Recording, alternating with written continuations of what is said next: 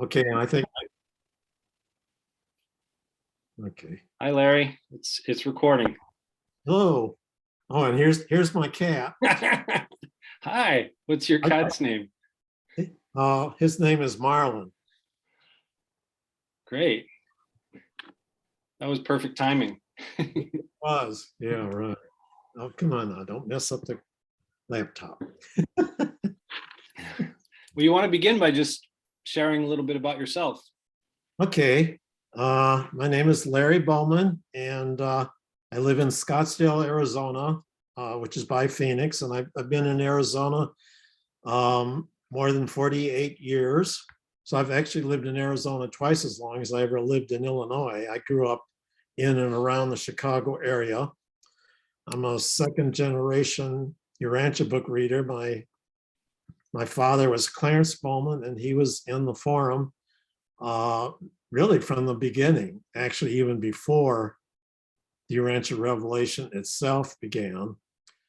And actually, my dad didn't marry till he was 42. So by the time I was born, he was 50. So my sister Carolyn was born. Okay, mom and dad married in 1931, and Carolyn was born in 32, and I was born in 39. So that makes me 82 and a half. And So it wasn't. You were quite a bit younger than Carolyn. Yeah, almost 7 years. Yeah.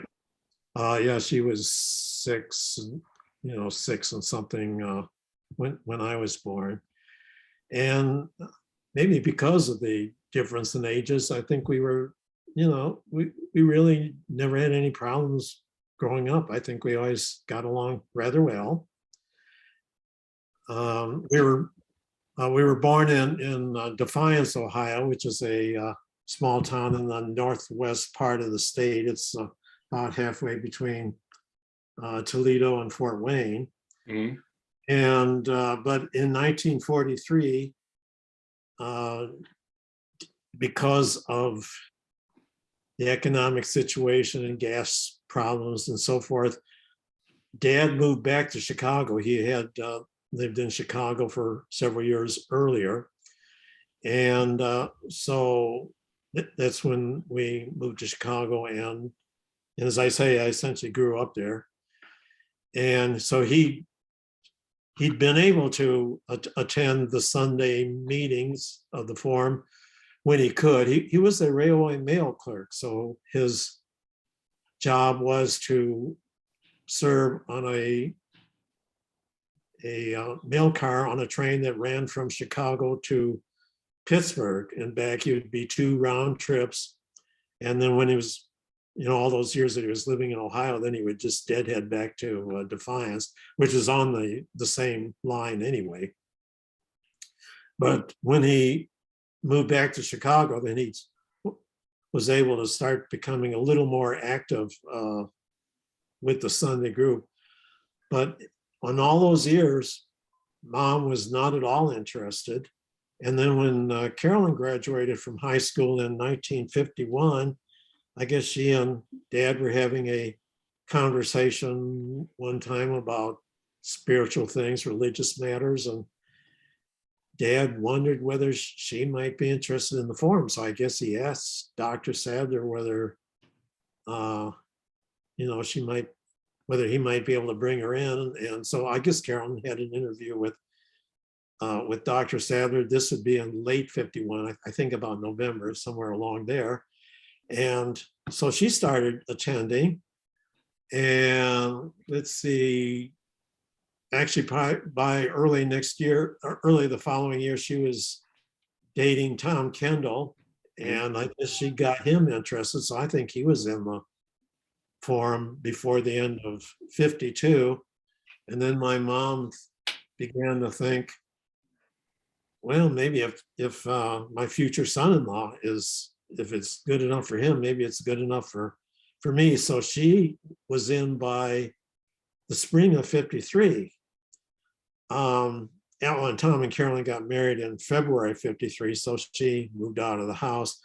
but it wasn't really until, I don't know when I first heard the word Urantia. I guess maybe Dad and Carolyn, had mentioned it, and I didn't quite know how the word was spelled. So when I first saw the word in print, I thought it was misspelled because I heard the name Urantia and I was thinking of Europe. So I thought, well, it begins with the letter E. But so I was a little surprised when I saw that it just begins with U. But anyway, by the time Mom got into the forum, as I say, by the spring of '53, I started getting interested too, just hearing about it. I know that I attended my first social thing. It was in June of '53, and it was at John Hales's parents' house in Winnetka, Illinois. That's Bill and Mary Lou Hales. Now, if John was there, I don't remember him. Now, John's 2 years older than I, and he was already in the forum by then.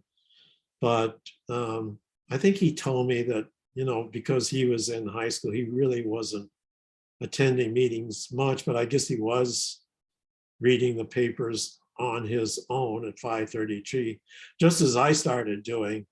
But actually, that was another year before I joined the forum. It was in June '54, just after I turned 15. And did you have an interview? Yes, with Dr. Sadler, and Dad and Carolyn were both there. And by this time, actually that summer of '53, Mom, Dad, and I moved out to the suburb of Prospect Heights.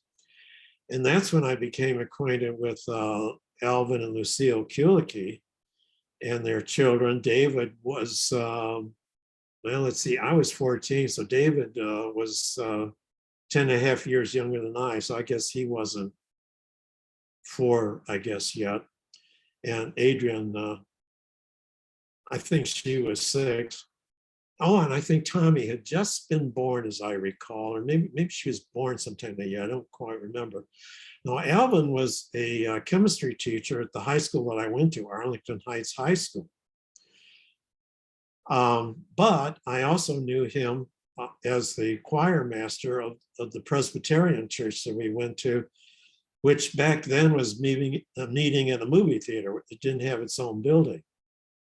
Now, interestingly enough, the first minister of that church was Charlie Rawson, Rawson, who was a Urantia Book reader, but sadly he died the very weekend, I guess, that we moved out to Prospect Heights. So Mom and Dad were kind of disappointed that they weren't going to see Charlie preaching.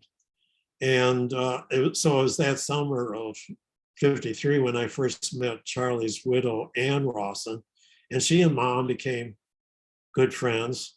And if the name Ann Rawson sounds familiar, it's because once the Urantia Fellowship, the Urantia Brotherhood was created, she was the first secretary. She was secretary of the Brotherhood for several years.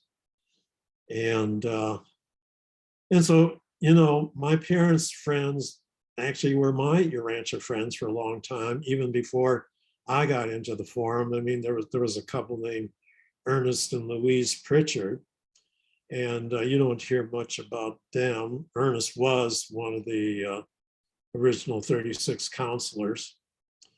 And a longtime friend of my dad was Albert Dion, who was another original counselor. His wife died in about '49, I think, and they had a daughter named Jane. And he sent her to live with, I guess, an aunt in Madison, Wisconsin.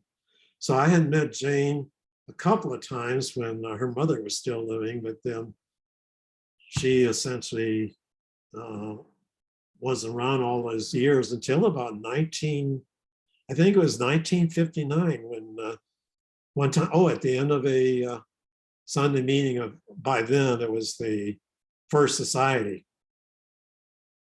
And I happened to see her showing up at 5:33 with another fellow, and she went in and had a visit with Dr. Sadler, and I guess it had to do with her dad, Al. I think he'd had some kind of a breakdown or something, and he was actually in a sanitarium just up the street on University for a while. Well, Jane and I started dating, and my dad sadly was terminally ill in 1959, and I'm sure he, seeing Jane and me together, he kind of thought, oh, I hope they end up getting married, but we didn't. And although we continued to date for a couple of years longer, something like that, and then we just went our separate ways. I actually didn't really go off to college until 1961 when I was 22. I went to Northern Illinois University, which is in DeKalb, 60 miles west of Chicago. Come on, Marlon. And so anyway, I know you had asked me who my friends were in the Urantia things. I say they were mostly, my parents' friends. And then when I started attending Al Lemons' study group, which actually was after I graduated from high school. So that'd be the late 50s. A lot of those people, Tom, Carol, and I started attending that group. And so a lot of those people became my friends. But I remember being there when Frank Scaraglino showed up the first time. I think he had just started working for Al Leverins. And Frank and I are about the same age. He might be just a little older, I can't quite remember. So, but then he went off into the Army, and I know we corresponded a little bit, but, really, to be quite honest, it wasn't until I moved out here, and it was actually in the late 70s when I started attending a study group that, people that I was meeting in study groups and so forth, those essentially became my friends here. But, over the years, I kept in touch with people like Ann Rawson and her half-sister, Esther Barstow, a woman named Carlita Wenzel. And of course, I remember people like, there was Bill Sadler's ex-wife. He started to say Lorraine, but that isn't her name. I'm sorry, I forget her first name just at the moment, but I remember her. And of course, Marion Rowley and, people like them.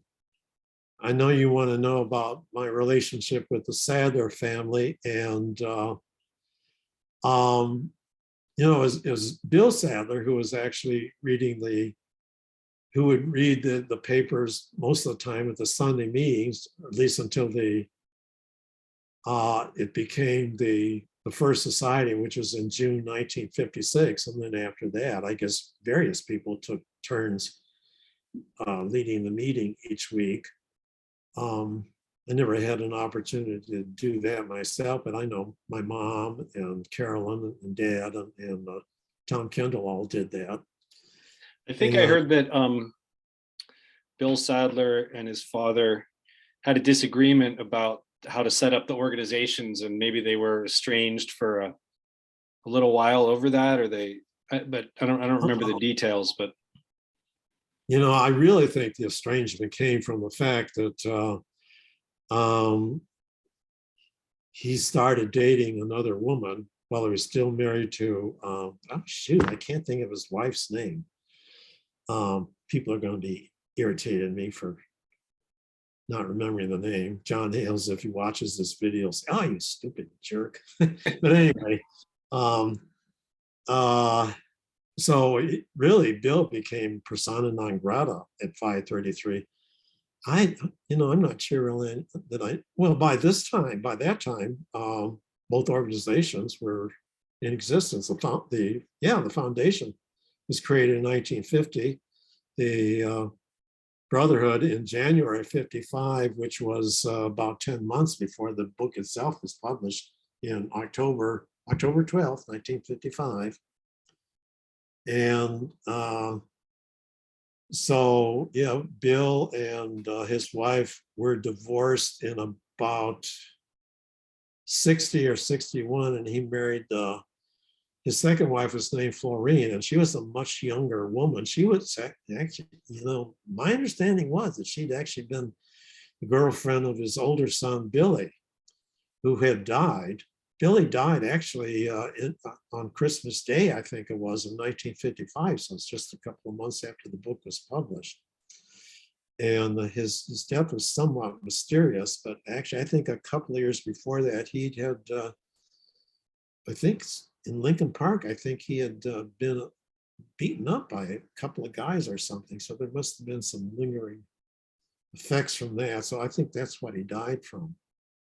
Yeah, I always wondered about that because I didn't really find any information, just that it was sudden, like just a sudden shock. Really? Yeah. And he was only still like what, 19, 18 something? Something like, yeah. I know his sister Patty was 2 years older than I, Patricia, and Billy, they call him, William III, was maybe about a year older than her. And then there was another brother named Chuck Sadler, who was a year younger than I. Now, the three of them were not in the forum, so I never really knew them. I would see them, sometimes more at social things. Dr. Sadler, he would sometimes conduct the meetings. And as I say, it was in 53 that I started attending social functions. So the first one was in June at the Hales house in Winnetka. Then in the fall, September, was my first time out at Pine Lodge at Beverly Shores, Indiana. After that, those picnics were always at Beverly Shores were held in June. So that was starting in 54. As I say, I became a member of the forum in 54. So my first meeting was actually Jesus' birthday on August 21st that day, that year. And Bill Sadler conducted that. And when he read the story about Rebecca, the woman who loved Jesus, he got a little teary-eyed. And I saw that happen one other time a few years later. So this is Bill Sadler. Yeah, right. William Jr. Jr. Yeah. A lot of people call him Bill Jr. I always just knew him as Bill. Yeah. Well, I really honestly did not know him very well. And Sadler Sr., did people call him William, or did people also call him they Bill? call him Doctor. Dr. Sadler. Okay. Or just Doctor. Okay. Oh yeah, they would just say Doctor. I don't think they would say Doc.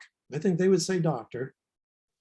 There was Christy, who for a long time I understood was actually the adopted daughter. So I sort of knew her as Christy Sadler, but I don't think she really was legally adopted. Her name was Emma Christensen. So she was known as Christy, as you know.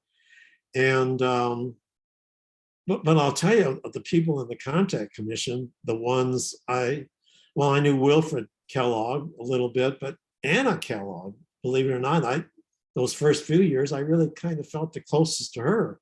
And she was, by then she was well into her 80s, and here I was just a teenager. It was sweet. I mean, I felt very comfortable around her. Wilfred died in 1956 in August.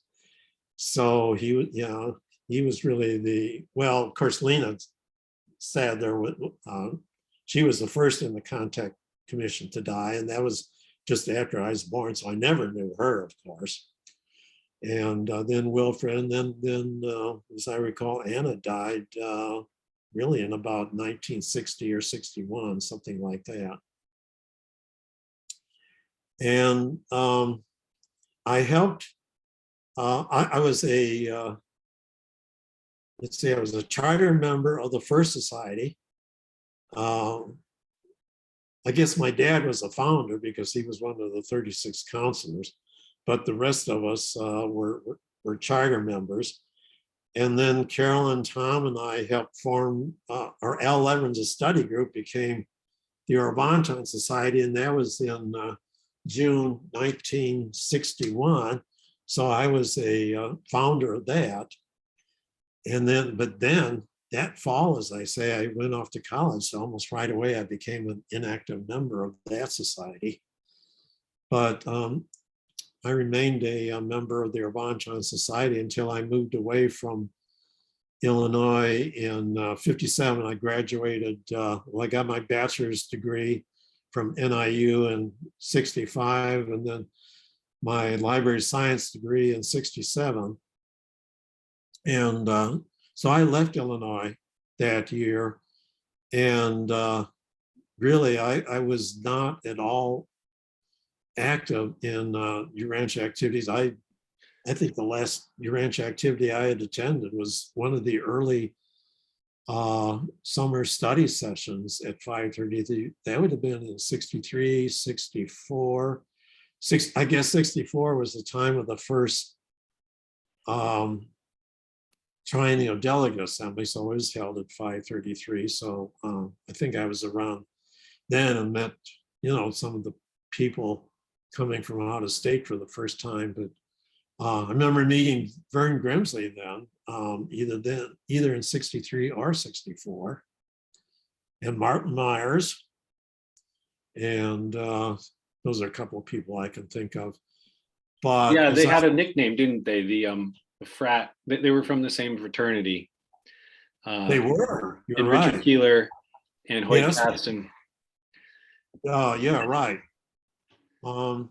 Was Garrett Jameson part of that too, or what? Did they get to know him some other way? I'm not Yeah, sure. no, not guard, but there might have been one more, but I think those are the four that I know of that be all played pretty influential roles in the history. Yeah, right. Martin Myers has become so known, I guess, for yelling at people. I guess isn't. Oh yeah, being angry.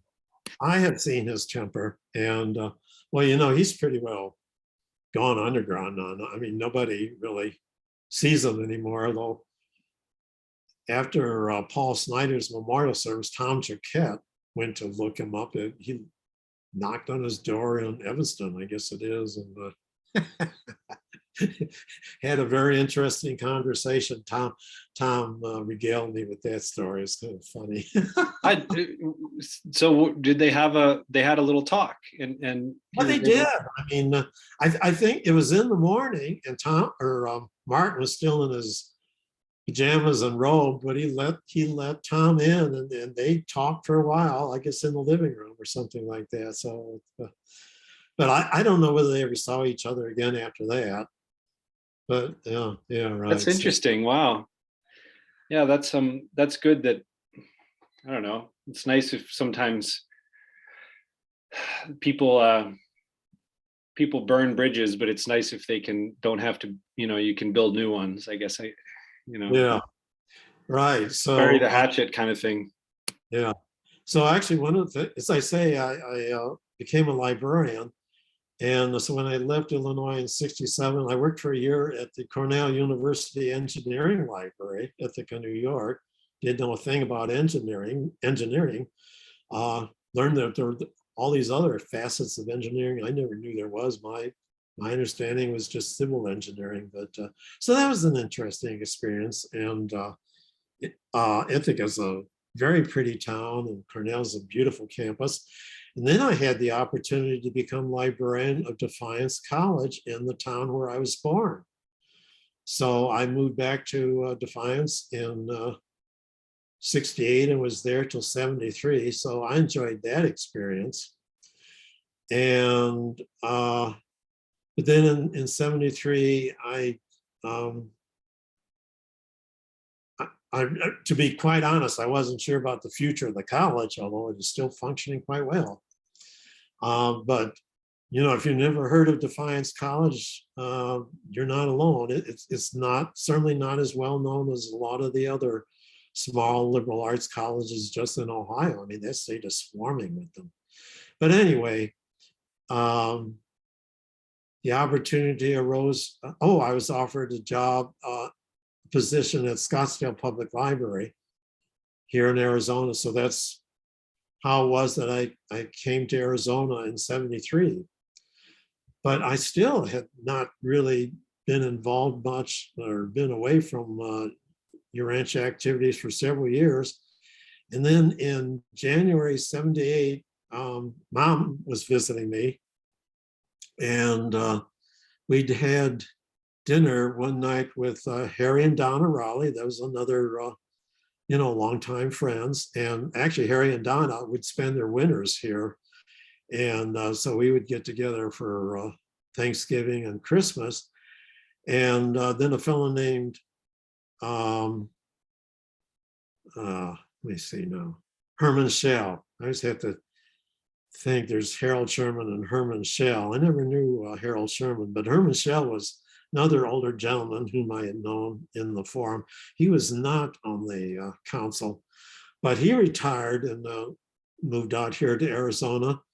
And so he and a much younger lady who had studied with Meredith Sprunger in Fort Wayne, Indiana, they started a study group, which I didn't even know about until that one night we had dinner with Herman and his wife, whom I never had known because she never attended the Sunday meetings. I guess she's busy raising the kids.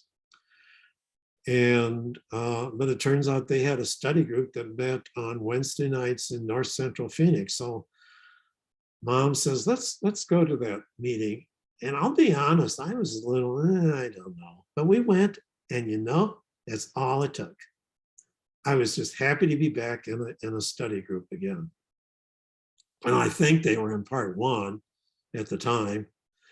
And so anyway, on my own, I continued to attend it for a couple of years. And then by early 1980, Herman had become terminally ill. And the woman who was actually hosting the meeting, she called me up one day and said, I'm really not interested. Could you take over the study group?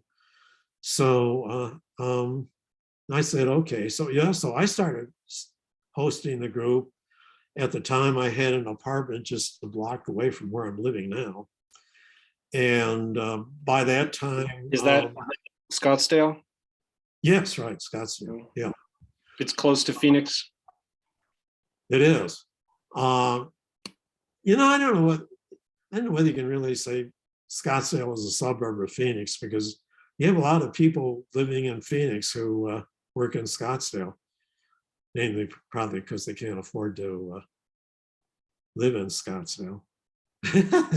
But I've been fortunate. I mean, the 28 years that I was at the library, I always lived within walking distance of work, really. So I would quite often walk to work. I bought this townhouse in 1991, so it's the only place I've ever owned. Prior to this, I'd lived in a couple of different apartments. But I was going to tell you that one of the people already attending she started attending the study group just 2 or 3 months after I did in 78. Rosie Liskey, perhaps you've seen her name now on Sock Admin. And she would really be— then there's another woman named Martha Iverson, whom you don't know, but she was the one who helped found the study group with Herman Schell. So anyway, they're about the two people that I've known the longest here in Arizona who are Urantia Book readers, but I haven't actually seen Rosie for several years. So she may be going to Paula Thompson's retirement party in Santa Ana, California next month, and I'm already booked for that. So maybe that'll be my first time to see her in a number of years. Is her name also Robin? That is her real name, but she Yeah. goes by the name Rosie. Okay. Funny story about her, I'm sure she won't mind me saying, but actually when she moved to Prescott, Arizona, which is just about an hour north of here, she's resorted to being called Robin. But when she started posting on Sock Admin a little over a year ago, she clarified, you can call me Rosie again. So I said, good, glad to know that. So she and I correspond quite a bit. I've been in contact with her recently. It's interesting to learn about her artwork and everything. Yeah, she is an artist, and actually the interesting thing about her is that she essentially taught herself Spanish. So I guess she's become fluent in that language. And actually, I was on a tour to Spain several years ago. That's going on 30 years ago.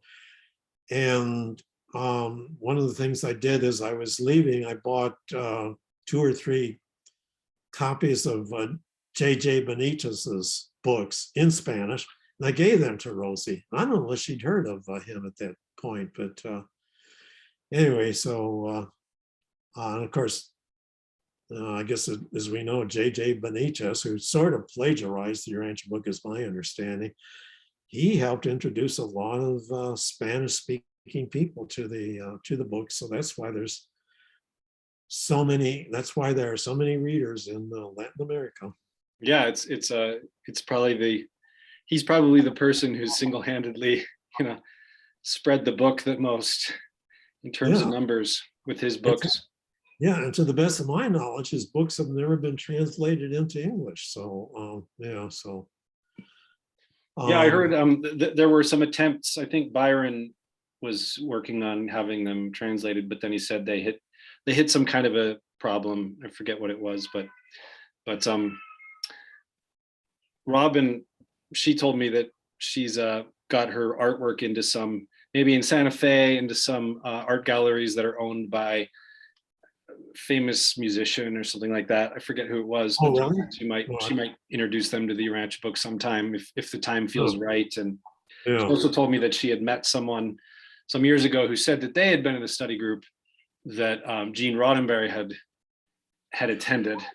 And then I thought, want to try to track that down. And then somebody else also told me the same story. So, but I'd like to find the person who was actually at that meeting. But on the other hand, it's not that important to know all the little details. It's just kind of fun, to see what can be found and look down all the different, not leave any stones unturned and things. But yeah, well, I guess as you probably know, Gene. That's first I've heard that Gene Roddenberry was actually in a study group, but yeah, he created Star Trek, so there is that connection there.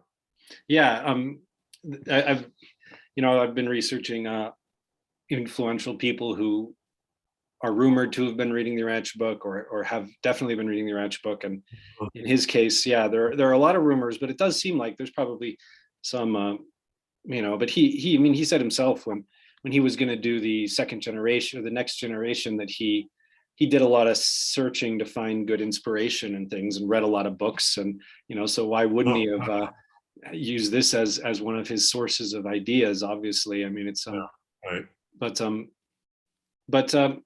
do you want to maybe tell a bit more? And you said you had some of your dad's diaries, and I thought maybe you could also mention.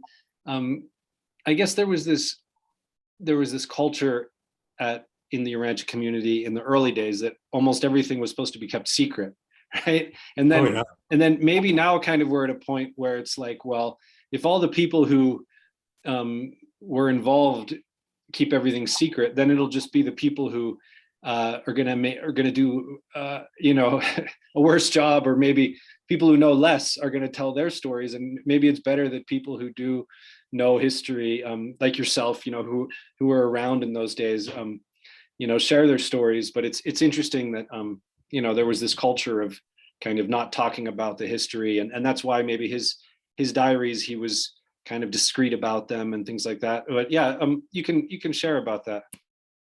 Yes, well, that is true that we were all kind of, we had to be interviewed by Dr. Sadler in order to join the forum. And I think it was, we were told essentially to keep things quiet. So certainly, let's see, I was a reader I was in the forum for a little over a year before the book was published. Let's see, I got into the forum I started attending the Sunday meetings in the fall of '54, so it was more than a year later before the book itself was published. And in order to read the papers, I went down on Wednesday nights usually rode in with Alvin and Lucille Kulicki and Mom and Dad. Dad would attend the 70 meetings, which are still on Wednesday nights, but Mom and I would read the papers at 5:33. I myself started at part 3. So I had yet to see the Jesus papers by the time the book was published. So, but anyway, yeah, getting back to the secrecy, yeah, we really couldn't talk about it. And even after the book was published, well, this you'll be interested in this. They did send copies of the book to several famous people, and I think it was once a month, or maybe it was once every 3 months, that Marion Raleigh would report to the First Society letters that she or the Brotherhood would receive from different people. And I remember one meeting, I think this is in '57, I've got it in my '57 diary, I think, that she received, I guess one letter came from Pearl S. Buck, the author. I don't know if you've heard of her. I think she did win I believe she was a Nobel Prize literature winner. Maybe the first woman to do that. She had interesting thing about her. I think she maybe was even born in China of missionary parents or something. So her novels primarily dealt with the Orient. In fact, one of her novels was made into a movie, The Good Earth, in the 1930s. Possibly you've heard of that one, I don't know. But anyway, she wasn't too impressed with the Urantia book. Another one was Cecil B. DeMille, the movie director. And he said, so you mean, so these people, they wrote, but why did she write if she wasn't impressed with the book? Well, I think they sent them copies, some of these people, just copies, just to get it out there. I don't know why they chose those particular people, but they did. And those are two people whom I can remember were kind of negative. DeMille said, "Oh, this is an awfully long book." Of course, by then I'd seen his 4-hour movie, The 10 Commandments, I think. So, well, it'll be interesting to compare, because there was one list that is available here or there. I don't remember where I found it, but of famous people. But I think that there might have been more. That might have just been the initial first time they sent them out to maybe 30 people. I remember C.S. Lewis was one of them. A lot of names I wasn't familiar with. I wouldn't be surprised about C.S. Lewis, But it kind of makes you wonder too. I was thinking the creator of the Twilight Zone. Rod Serling. Yeah, that there's a rumor that, or some people believe that he had read the Urantia book, and looking into it, you just never know. But if he was very famous for kind of introducing new ideas, because he was kind of one of these people, kind of like Gene Roddenberry, where at the time they didn't have a lot of philosophical ideas on television, or kind of deeper content. And so people probably would have been like, "Oh, this guy needs to have the book." Or if you were sending books to famous people, he probably would have been on your list. Yeah. And he also knew, when I was looking into it, I also saw that he worked with several people who had the Urantia book, Eddie Albert, for example. So maybe they would have given him the book too. But it's also interesting that the term "the Twilight Zone" is used in the Urantia book. So he could have, in theory, he could have gotten that line from the Urantia book, but it had been used previously in the military, but not really to mean what it meant. I don't know really what it means in terms of the title of the series, but in the Urantia book, I think it's kind of meant to be like the threshold, or in the borderline area between two eras or something, I think, in the sense of twilight and dusk and dawn and everything. But anyway, yeah, it's interesting to hear that maybe there were a lot more famous people who they sent books to who just maybe it wasn't all kept track of. I can also mention that there's a rumor among some, particularly one Finnish Urantia Book reader he was very convincing when he told me the story, because he said, his father was a very prominent scientist in Finland, and that he through his connections with other prominent scientists, someone had visited where Einstein had just passed away, and that he had the Urantia Book there. But then I thought, well, that sounds really interesting. But then when I looked it up, well, Einstein died before the Urantia Book was published. Earlier that year. But this story is still kind of being perpetuated, or this, because the person who tells the story seems pretty convinced that he did have it. I mean, I guess in theory, it's possible that it seems really unlikely, but it's not impossible that Dr. Sadler would have sent the manuscript to someone like Einstein, do you think? Or no, I would be inclined to think not. Yeah. Not before the book was published. I think Jung, Jung, I think he knew about the Urantia papers probably before they were published.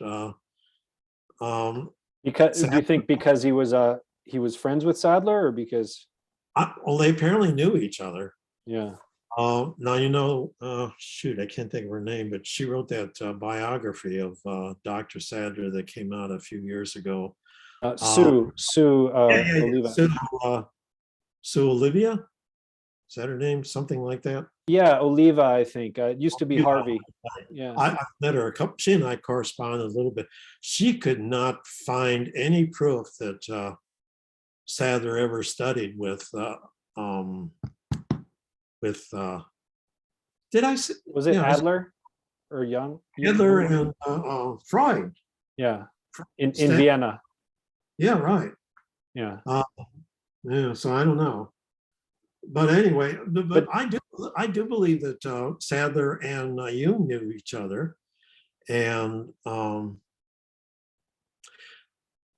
and he also knew Houdini and Thurston, like the two.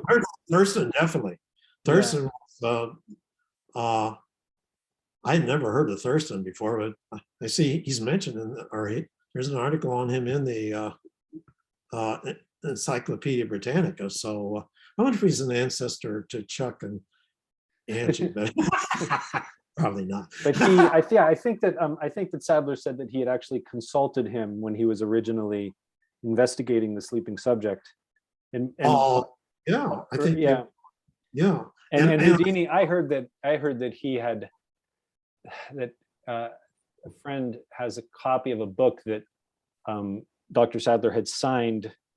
He had sent one of his books to Houdini and had signed it, and that book, it's a long story. I won't get into it now, but it's interesting.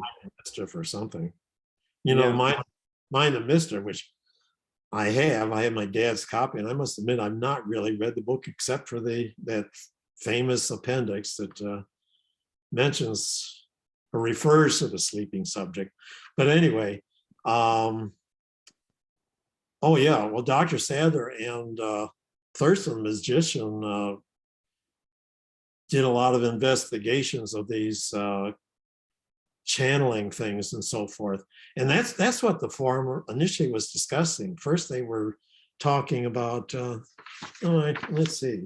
My dad first attended the forum on November 11th, 1923. Over the next few months, he hardly missed a meeting. After a few weeks on heredity and genetics, on March 23rd, 1924, the topic was eugenics. And then on November 23rd of 24, Doctor talked about his exposure to false mediums. So that's probably when he mentioned Thurston, if he hadn't mentioned it before. Dad had missed a few meetings there. Then on December 14th, 1924, Dad wrote in his diary, this little thing. This is his 1924 diary. Wow. December 14th, 1924, wonderful revelation from Machiavelli. That's the way he understood the name. And ABC. And Machiavelli and ABC were read by the doctor. So Dad Wow. doesn't, Dad, I'm quoting from an email that I posted on SOC admin back in August 31st, 2019. I can send it to you if you haven't seen this. But anyway, Dad does not elaborate, but this was when Sadler revealed to the forum about his longtime patient, now known to Urantia book readers as the sleeping subject.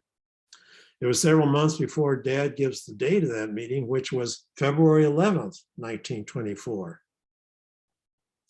Then on January 18th, 1925, Doctor gave answers by ABC to 181 questions from members of the forum.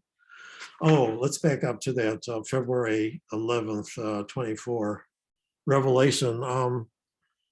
That's when, of course, Machiavelli was actually Macaventa, Melchizedek. And I guess he apparently spoke to the contact commission through the sleeping subject, is my understanding, and said, you know, I'm being very informal about this, but, you know, now that you have this Sunday afternoon group, you should use them as a sounding board and have them ask questions about, you know, the meaning of life and life after death and our place in the universe and things like that. And so it was several months before later, before Doctor even mentioned that to the Sunday group. So as I say, incidentally, the forum started on February 11th, 1923. So on the first anniversary of that is when Macaventa had that conversation with the contact commission. And had your parents originally gotten into contact because they were patients of the doctor? Oh, my dad actually was a patient. He had been having migraine problems, and he'd run into somebody that he'd known from his hometown in Kentucky, who was living there in Chicago. And I guess that fellow said to him, oh, you might go to Dr. William Sadler. He might be able to help you. So, and actually, I didn't jot down the date that Dad first met Doctor, but it really was only about a couple of weeks or so before he started attending the meeting. So it's not quite clear to me how that developed so quickly, how he ended up going to the Sunday meetings, but he did. So yeah, they must have hit it off, or they got coincidenced as that's the word they used to use, right? They had certain terminologies like the unseen friends and the Getting back to my dad's diaries, this was the size for several years, and then he migrated to this size. See the difference? So this is his last diary, 1959. That's the year that he died. So now, for comparison, I started keeping a diary in 1957 while I was still in high school, and I actually used this size book myself for the first couple of years. I rewrote my 57 diary just in 8.5 by 11 folded sheets, which I refer to quite often because, as I say, that was my last half year in high school. And 50 years later, I became involved with my 50th reunion. So, and even started a newsletter for my high school classmates. So I referred to that diary a lot. But in 1959, I started using this size for my diary. I kept that up until actually my first year as librarian of Defiance College, and I just got so busy that my diary kind of petered out. So my whole 34-year career as a librarian has largely gone unrecorded. I don't know what my biographers are going to do about that. But I retired in 2001, and just before I did. This is my 2001 diary. It's a lot bigger than it should be because I have pockets, with a lot of sub programs I attended and so forth. I kept that up for a few years, but I no longer print my diary anymore. I compose it. I actually use Pages because I have a MacBook Pro. I was writing in Word for a few years there, from 01 till 2010, I guess, when I switched to Mac. And when your dad was doing the diary, maybe the inclination to keep a diary is you've inherited from your dad. But was he like a diary person in general, or was it like, oh, this? I think he was. Although, I'll tell you, he started a diary in about 1913, I guess. But I'll tell you, the various earliest ones are extremely skimpy. But then the ones that are based on his time at the Forum, did he mostly focus on the Forum, or was it about all about? Oh no, about everything. Yeah. So Carolyn has. I don't think it's posted on the Urantia Book Fellowship website, but I hope I have it somewhere. I think Carolyn came up with a. Oh, I believe I do. I'm sorry, I didn't look that up, but I think Carolyn did come up with the listings of all his entries from his diary about attending the meetings until the book was published. Right, like which papers they read on which right, like that. Oh, and that's that's another list she compiled, because the papers, when they first started coming through in 1925, from 25 on, some of them expanded. And so the titles you see now of the Urantia book were not necessarily the original titles of the initial papers. And something else I wrote, I was a little surprised to see that the foreword appeared sometime in 1926. I was under the impression that it came along a few years later. And then, as you probably know, all of Part 4 came all at once in 1935. They're not dated, but that is when they came through, because the Forum started celebrating Jesus' birthday on August 31st August 21st of that year, 1935. And Dad was there. He happened to be in town that time. And then and he does mention in his 1935 diary that he did go to 533 a day or two later and read his first viewing, the Jesus Papers, Part 4. So yeah. Do you have plans for the preservation of the diaries somehow, like a backup plan or something, that they don't get thrown away or something? Are you talking about Dad's diaries or my diaries? I got to figure out what to do about my diaries, since I haven't been printing them and they're on my computer. So actually, I plan to get a new computer, and maybe as early as next week. So I might talk to Apple about that. But yeah, maybe I need to talk to a bunch of people, maybe even people in the fellowship and foundation. I don't know, because I've got some stuff in my. Like, for example, Larry Mullins's book, The History of the Urantia Papers, which I guess he sort of co-wrote with Meredith Sprunger, or Meredith provided input. Meredith gave him the wrong date for the first time that he showed up at 533. He said it was 1958. And that's not right. It's in 57. I've got it in my diary. And that's in your personal diary. My diary too. Yeah, wow. Dad was probably there too, so I could check. If Dad was there, he would have written it too. But yeah, I remember saying that the room was unusually crowded because the last half of the meeting was Meredith Sprunger and some of his attendees from his study group in Culver, Indiana. That's where I was living at the time. And so that's when I first met Meredith. he had met Doctor just earlier that month, I think. And yeah, so. And then I also, let's see, Larry Mullins wasn't able to, oh, Leon Sadler, that name. Yay, I finally remember the name. That was Bill Sadler's wife's name.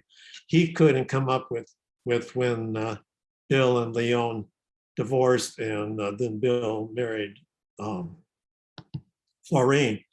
Well, I've got it in my diary, so I wrote it into my copy of his book.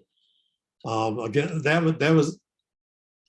it was Al Leverance who mentioned that at one of the meetings that Bill Sadler had stopped by and said, well, Leon and I divorced, or the divorce was final a few days ago. And so I figured out from my diary entry when they got married and everything. So just a couple little tidbits like that. Yeah. But yeah, and what about your father's diaries? Do you have plans to, I don't know, have the Historical Society or the actually I did a couple of years, let's see. It's within the past 2 years that I did talk to a fellow from the Historical Society. And he said, well, do you think maybe you could send your dad's diaries to us? Maybe will them to us or something. So that's a possibility. As long as you've mentioned the Historical Society, I was Googling my name. First of all, I just Googled Lawrence Bowman. Couldn't come up with any Urantia connection there. Then I did Larry Bowman. Or no, I did Lawrence Bowman, Arizona. I did find a entry for me, Lawrence J. Bowman, J as my middle initial. They had a phone number that I never had, so I don't know where that information came from. Then finally I did Lawrence Bowman, Urantia Book, and bingo. And the Urantia Book Historical Society had some things from me. And so that was kind of interesting. One of the things I read, and I don't know whether I have my own copy of it or not. When I get my printer to work, I'm going to print it off that website. But it's a 6-page response that I wrote in, let's see, it was about 1994 or so, to Barry Bedell, fellow named, well, I won't mention this fellow's name. He was an Australian fellow. He's the one who instigated all this. Then another fellow named Larry Mason. I don't remember that name at all. But anyway, it was a response to this unnamed Australian fellow who was a brand new reader to the book. And he, you know how new readers get to be sometimes. They're so enthusiastic. They want to go out and tell the world. And he was ready to make a movie about the life of Jesus. And he had actually kind of prepared an outline, so I started responding to it. And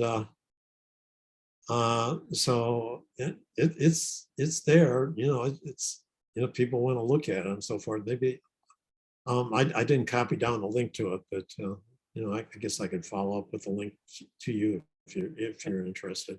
And you, yeah, I mean, I think a lot of people say that, someday somebody should make a movie about part 4 or a series or something, but but was this guy particularly, he was kind of moving forward with the project or had some financing or something? It fell apart. And he was not in the profession. So, okay. Why did he think he could do it? We do, there is one person in the profession who is a reader of the book, or at least his wife is. I think you know who I'm talking about. Yeah. Norman Lear. Yeah. He's well into his 90s, but I've seen him fairly recently. He still seems to be quite sharp. But, oh yeah. So you still get together with the Lears? Well, I never really knew the Lears. I've never met him. I met her once. But Carol, you mean you saw him on TV or something? No, I met her once at a Urantia thing. Or what I mean is, you said that he's still sharp, but you might have seen him in the media. He was on TV. I think it was a new updated version of All in the Family and the Jeffersons. Was that other program? And he was sort of introducing them both. This is maybe just a year ago or so. Yeah. I just read an article that was from, I think, December, He said he's still working and he's 99. So he's got Boy, some 99? lucky longevity. Yeah, well, Betty White almost made it to 100. So, yeah, that was another program. It was a program about people in their 90s. So he was on, and Betty White, and Dick Van Dyke, Carl Reiner, he's gone now. Mel Brooks, all those people. Yeah, right. So, but Yeah, but what was I going to say? Yeah, so that you had mentioned Sue and some other people have been kind of promoting the theory that Dr. Sadler, or maybe him along with other contact commissioners, wrote the Urantia book. And yeah, what are your thoughts about the plausibility of that, or why or why not it would be a plausible theory? Yeah, well, there's one person who has reiterated just recently that he firmly believes that Dr. Sadler and others wrote the entire book. I don't believe that. But let me throw out something to you. I did mention to you earlier, the forum started on February 11th, 1923. A year later, on February 11th, 1924, was Macaventa's apparently first contact with the Contact Commission.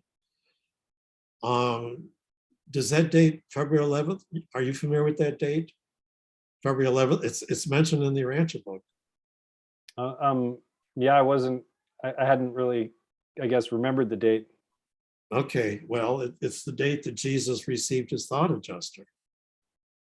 And then February 11th, in, I guess you would say, Urantia Book Apocrypha, especially after the foundation was formed, that I think maybe there's one message, something like it, like the revelators tell the Contact Commission, if you haven't heard from us by February 11th, such and such a date in 1955, I guess, you can go ahead and print the book.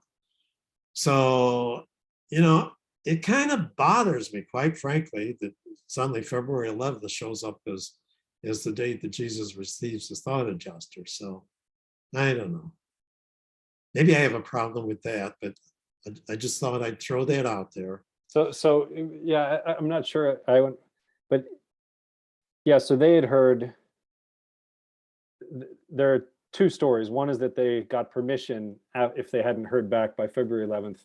And then it was already in part 4 that it says that he got his thought adjuster on February 11th. Oh yeah. Well, yeah. And then is there a third, or why does it? I'm not sure what the significance of the connection is, or.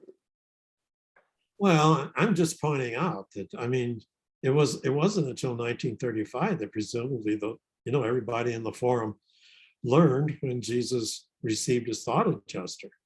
So all those years in between, but okay, the forum started on February 11th. That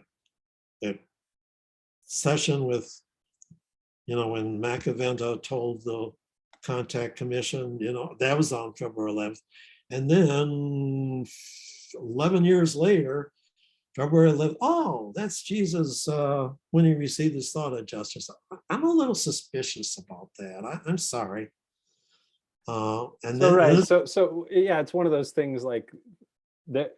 Maybe for sometimes there's like a reason for things happening in a certain, but yeah, who knows? But that's interesting. So yeah, so that date was already a date that had been significant, but it wasn't something, or from my understanding, it wasn't like people walked around saying, oh, it was not something everybody knew, right? That the forum had started February 11th. Yeah, not before 1935. Yeah. Right. I mean, it's not something people, other than like your father, because of his journal, people weren't really aware of the dates. Yeah.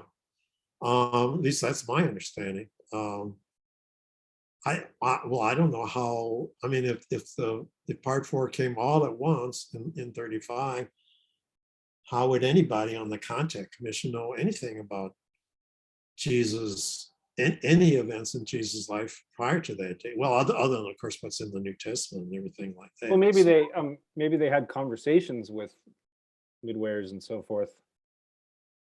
Yeah, that I don't know. So, but like I say, I've had a problem with that February 11th date. So I'll share it there. And anyway, so but then you probably are aware that in the 1940s, there was this writer named Emery Reeves, who wrote a couple of books. And Emery Reeves he was born in Hungary or someplace like, oh, you know what? I just came across this thing in this volume of the Sherman Diaries, and Matthew Block has the Emery Reeves parallels. Well, anyway, Emery Reeves wrote a book in 1942, A Democratic Manifesto. And then there were some midway messages that were first read to the forum at the annual picnic on June 19th, 1943. And there seems to be an awful lot of similarities between those messages and Reeves' book, A Democratic Manifesto. And then Reeves wrote in 1944, he wrote a book called Prescription for Permanent Peace. And there's a lot of similarities between that and the Urantia lectures in paper. What paper is that?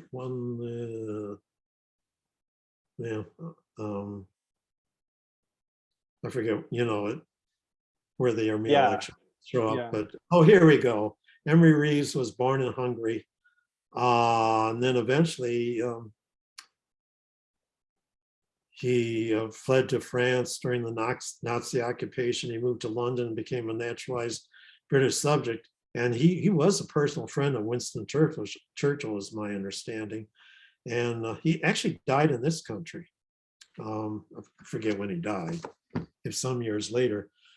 Getting back to those messages, here is this is a carbon copy of that message. Carolyn had me type this up, and I can't find it in my diary when it was, but I'm going to say it was about 1959 or 1960, somewhere along there. So it's a little hard to read. It says notes on a communication received in 1945. Apparently that date's not right. I mean, Matthew says what did I say, 1942 or 43, I think. Yeah. So, but so it's that thing. But I'm going to be honest with you. I don't believe for 1 minute that this was a communication from the midwares. I really think that Doctor or Bill or somebody wrote it based on some of the things from Reeves' books. So that's my feeling, and I guess I kind of feel the same way about the Urantia book telling of the Urantia lecture. So that would have to be the last paper in the book that was written. It was based on the 1940 or adapted from a 1944 book. So I throw that out there.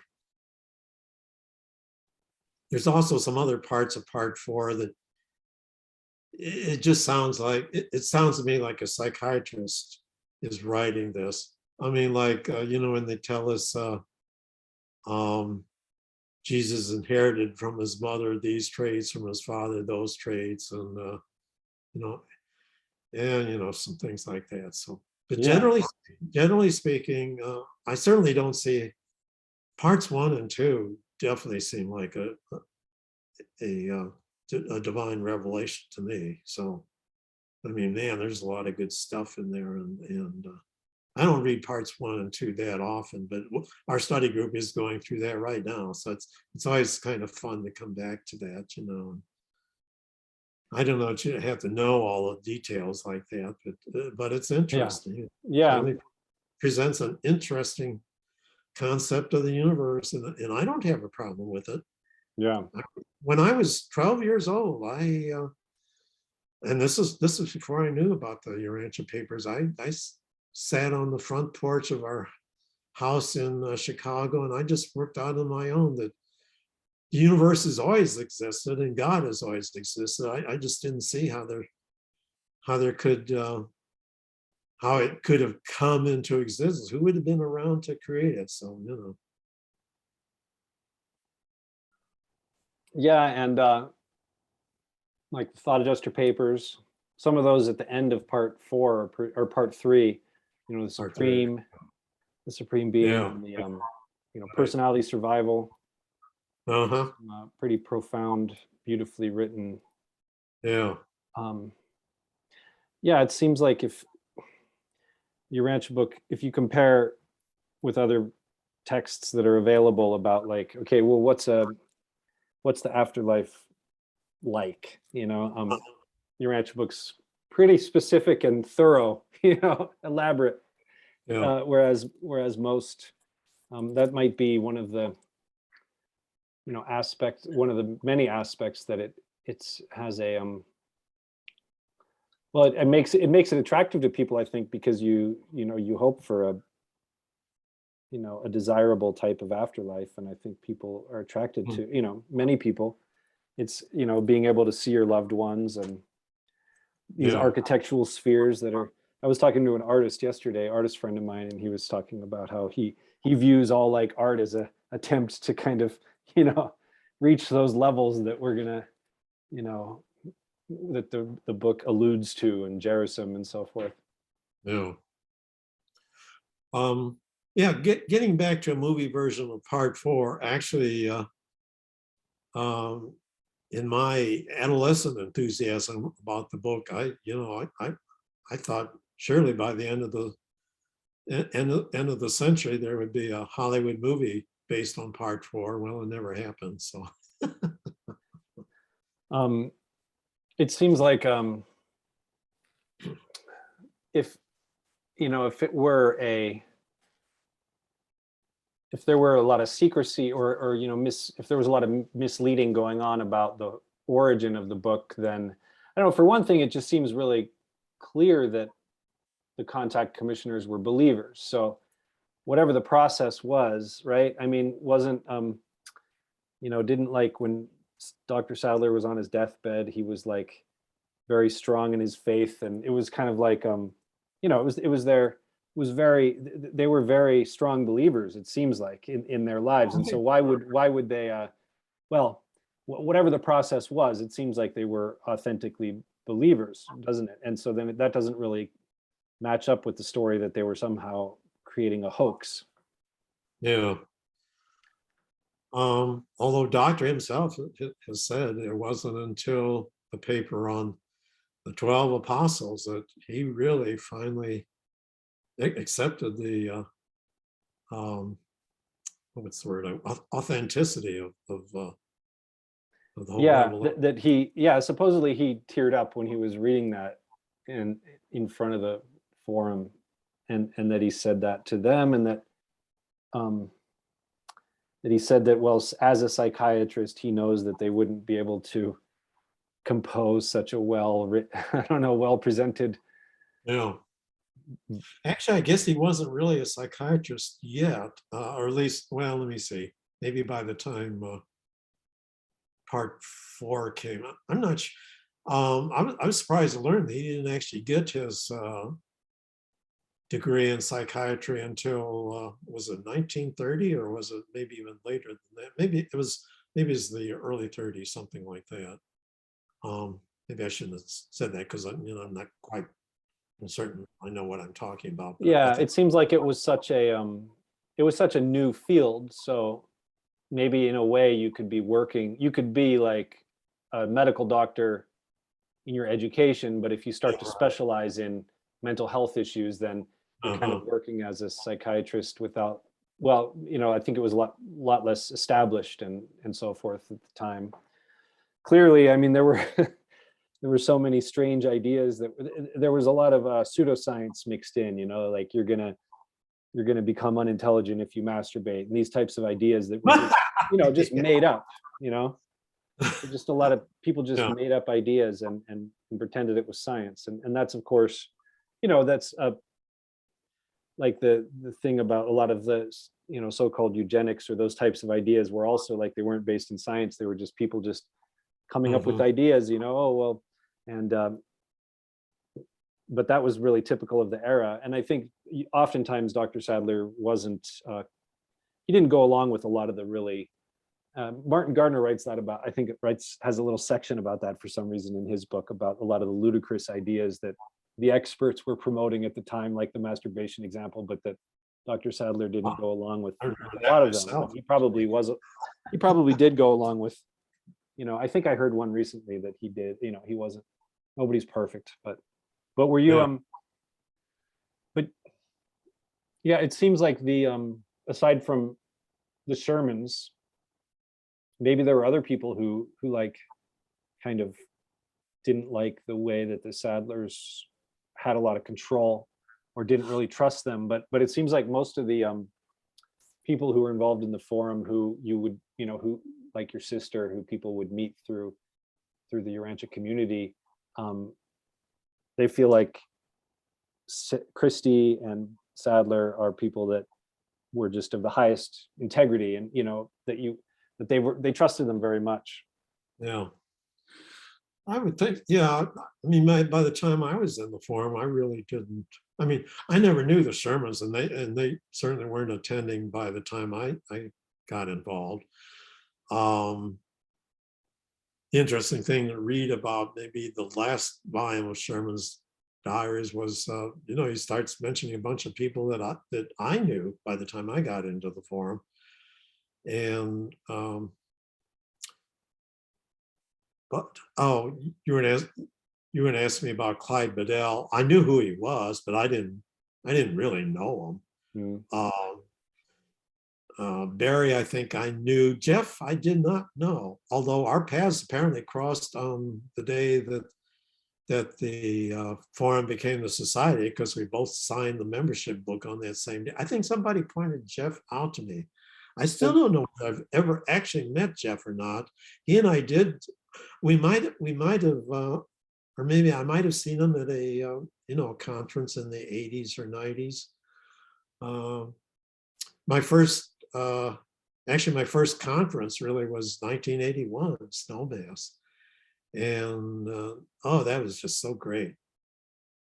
And actually, Rosie Liskey and another woman and I came back from that inspired to put on our own regional conference here in Phoenix. So we did. That was held in February 1982. Julia Fenderson came over from California. I'd been hearing about her for years. I'd never met her before.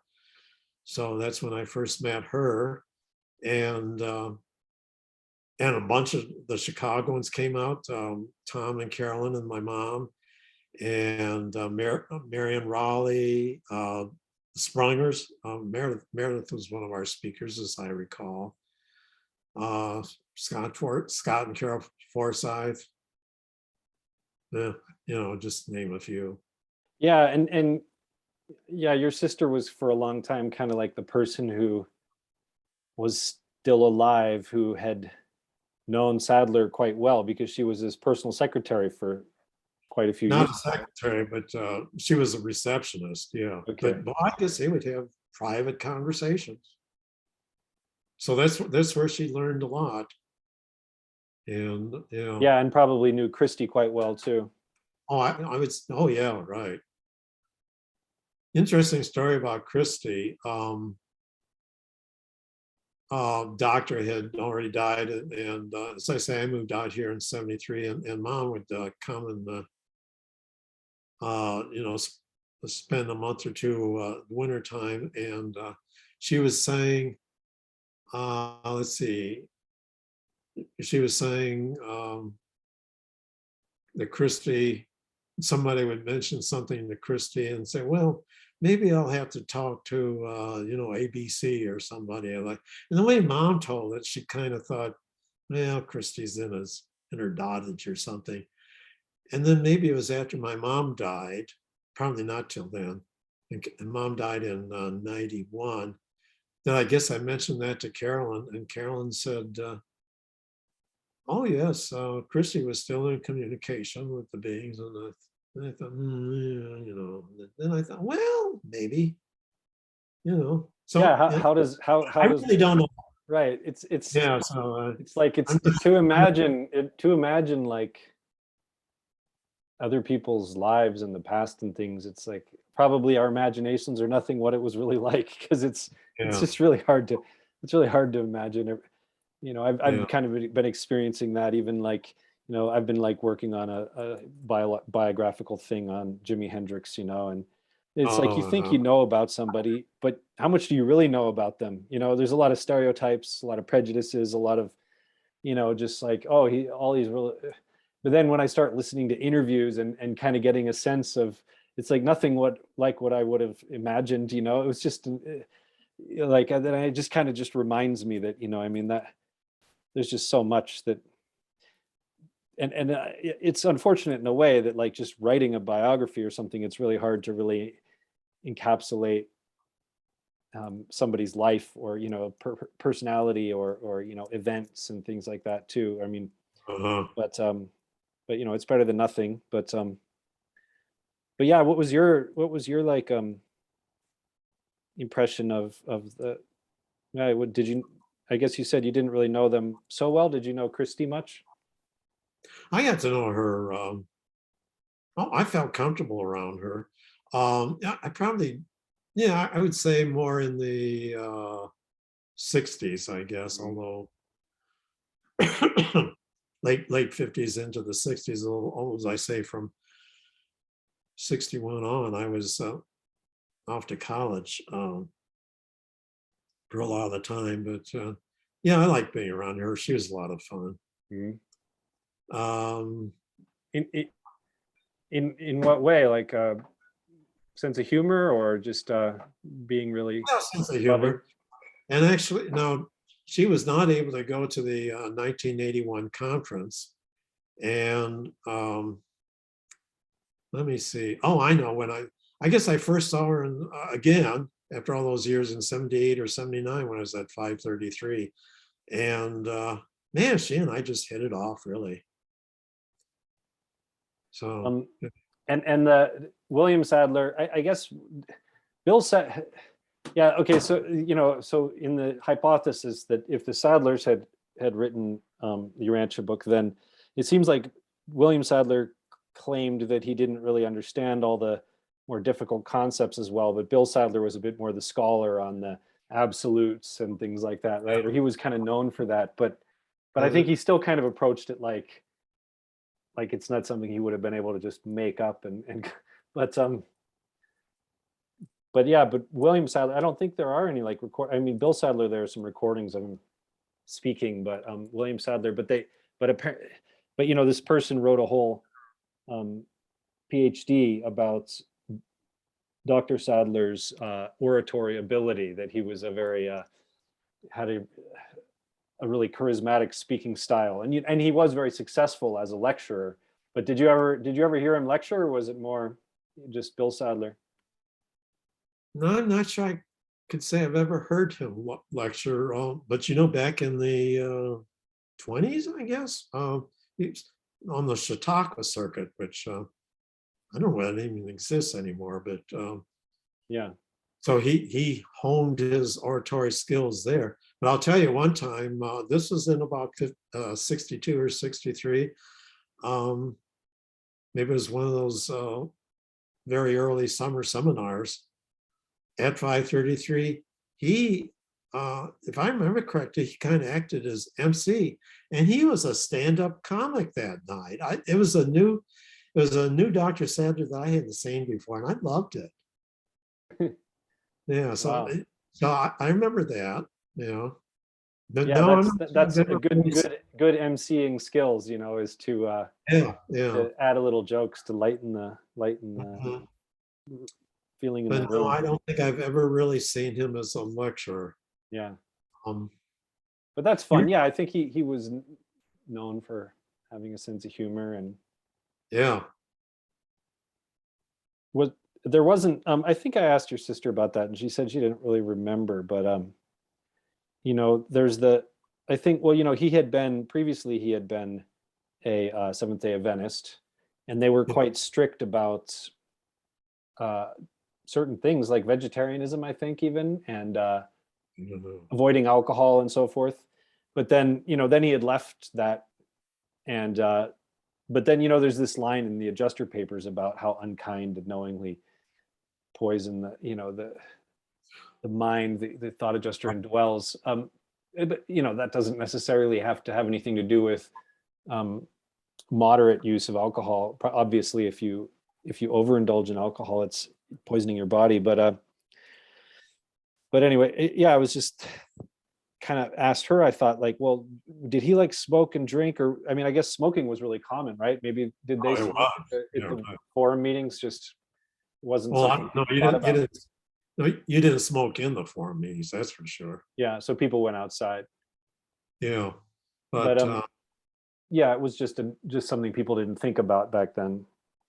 But I imagine, offhand, I guess I never really thought about one way or the other, whether I saw Sadler or anybody having a alcoholic drink. It probably, but there wasn't like a culture within the group of like, avoid alcohol or avoid tobacco or something. Because that was, I just thought about it because it was such a big thing in Seventh-day Adventism. In fact, Seventh-day Adventists have quite a, because there's millions of them, I guess, and so they've done demographic research on them, and they have a longer life expectancy because they do have these comparatively healthy habits. At least some of them do, who adhere to certain, I guess there's different groups within them, but it's just interesting to hear kind of, but I guess Bill Sadler maybe drank too much sometimes and kind of ruined his. I think I have heard that he had a somewhat of a drinking problem. Yeah, which is interesting that back then there wasn't really much of a treatment for it, right? And then there was this Alcoholics Anonymous started in a similar era, in a similar kind of the same part of the country. Started in Ohio, I think. Yeah, I think in 1934, somewhere along there. Some people theorize that maybe they got some kind of help from celestial beings in the creation of this, it's program. They call it the Big Blue Book, the Alcoholics Anonymous book. Well, I know, and you probably know. I mean, I think we both know a lot of people, probably in both the 12-step program and the Urantia book. So it seems like it's really helped a lot of people's lives for sure. Oh, as a matter of fact, a friend of mine here in Scottsdale, he just lives half mile east of me. He's really my executor. He's roughly, let me see. Oh gosh, he's about 20 years younger, something like that. But anyway, he really bottomed out, and he's recovered, and he at a halfway house for recovering alcoholics. He conducts a couple of meetings, and he brings in Urantia Book concepts, and he's turned on several of them to the UB. Wow.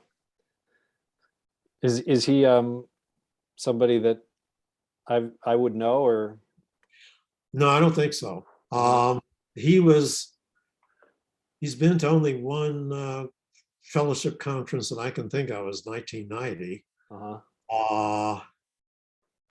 No, you probably wouldn't know him. He's and I'm not going to. But he's a close friend anyway. Yeah. I won't mention his name, but he's not known to the general public. Although I think he did submit an article. Maybe it was in the Mighty Messenger, but this was probably a good 10 years ago or so, about his study groups with the at the halfway house. Yeah. Wow.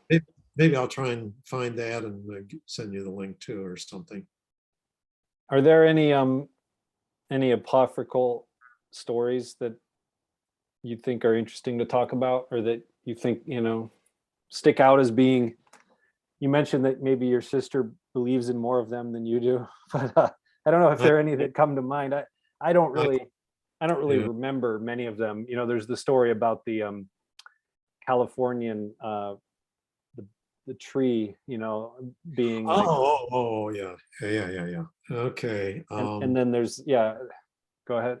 Yeah, that would be the, I guess they call it the grizzly giant Yeah, in the Mariposa Grove at Yosemite. yeah, Um, I have been there. I've only been to Yosemite once, and that was in '04. Actually, while I was there, Carolyn was visiting Vernon. I dropped Carolyn off in Oakhurst with Vern and Vern and what's his wife's name? Shoot, begins with an M. No, I can't think of her name. You know who I mean. Anyway, so I went on to Yosemite by myself for a few days. Then I picked her up on the way back, and then we went on up to anyway. but while I was at Yosemite, I guess she and Vern and Ron Craig maybe took her to there, and I guess she had a little problem with the altitude or something. It didn't bother me, but yeah, she firmly believes. I guess that's maybe the seraphic headquarters on this yeah. planet or something, and where all beings take off. Um, I have no thing about that one way or the other. I'm not going to say yes or no. Yeah, Um, there is another story, and I guess I'll bring it up. And it supposedly happened in the late 30s. Apparently, the revelators told the contact commission to go down, go over to the lakeshore, straight east of your place, and we will grant you a vision of, I guess it'd be seraphic transports of a doomed planet, the survivors being transported to another planet, and they supposedly they saw that. I heard the story initially, and I thought, oh, that sounds interesting. Then the more I thought about it, no. So I don't. But Carolyn did. So I think sometimes I think of it too, like it's maybe sometimes people can sort of be shown visions, but that it doesn't have to be literally what they interpret it to be. But there's this interesting phenomenon where oftentimes when someone is on their deathbed, that they will they'll like experience their closest loved one who's died before them. And then it seems like, well, like from a Urantia teachings perspective, that could be that's like a way to help them to feel more at peace with dying and all that, which often, that's the effect that it has. So it's really, something to be grateful for when you have a loved one who's maybe afraid of dying, and then they see their mother or whatever. But maybe a thing like that, if it would have happened, it seems like, yeah, well, they wouldn't really need an angel train.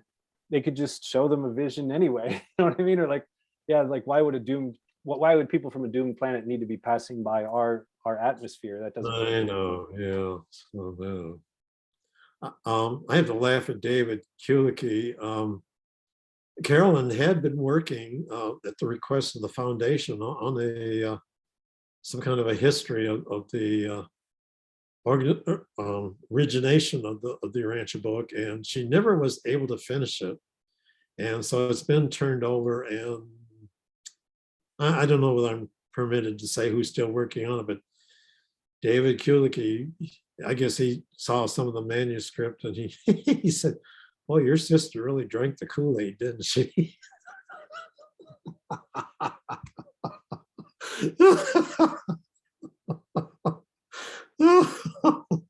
Good old David. I So love that. it wasn't. I don't know if it was his brother, or his cousin, Mark Kulicki. I mean, he had a lot of the apocryphal stuff in his little book. Yeah, I think he does. Yeah. I never knew Lynn and Mark while I was in the forum. I never became acquainted with them until after after I moved to Arizona. So yeah, Mark and I had a good conversation actually about 20 years ago at Carolyn's house. He was the librarian. And I guess his last position when he became term leader, he was a librarian at a prison up there in Wisconsin somewhere. And who was it? I guess it was Barbara who told me that his ex-wife, who told me that after he died, that those prisoners, oh, I'm starting to get touched by this. I guess the prisoners wanted to have a little memorial service for him. So it's really sweet. Wow. Yeah, really. Well, I hear from my family that I'm needed to help with bedtime and dinner and That door has been opening and closing, I've noticed. yeah, Well, yeah, I gosh, can hear. I've been talking for an hour and 3/4, I think. Hold on a sec. I'll grab my. Oh. Yeah, let me see. What could I say here while he's out of the room? Oh, here comes Olivia. I could hear her by the door there. Okay. Grunting. Grunting. You have your thumb in your mouth again. You want to say hi? Want to wave? Hi there, Ray. How are you? Oh, really? Maybe I should introduce him to Noah Feast, Jeff's son. Yeah. See, he would be about 1.5 years older, I think, something like that. He's a cute little guy. Yeah. So you'll see him soon when you go to Paula Thompson's. Yeah, right. Yeah, I'm actually going to drive over and observe the general council, even though I went off the council last year, and they're going to say, well, if you're back, you may as well get back on. Because I got other things I want to do. So. Well, are you? I guess I need to go, but another time I'd like to hear about your projects. Well, maybe another time. Maybe when I've gotten a little farther into them, I guess. Okay. Maybe you could add me to your book. Who knows? Yeah. Also from the historical information is also part of, I have sections on that too. So I'm sure you're going to be your stories and your dad's diary and all that kind of stuff all help just to add good sources, Mm-hmm. And it's good also to show kind of that like two siblings, you and your sister, you both are students of the Urantia book, and you have kind of still different views on to what extent or maybe it's more of your instincts or your your sense of your dispositions, or although it's also maybe that she was so much on the inside there, so maybe she saw things that gave her reason to be such a Kool-Aid drinker, so to speak. I don't know. Yeah, I don't know. But yeah, it's a real pleasure. It's real great to talk. Thanks. Yeah, and now what's going to become of this? I mean, will you be posting it somewhere or what? Well, we could discuss that if you have any preferences, but yeah, I mean, that was I think the original thought was to put it up, make it available to people who are interested. So if you're, okay. Yeah. Well, really good to talk, and let's continue conversing by email, and we will talk again someday. Yeah. Okay. Bye, Olivia. Thanks a lot. Yeah. Have a wonderful day. Okay. Great seeing you. Bye. Stop recording, I guess. Yeah. Bye.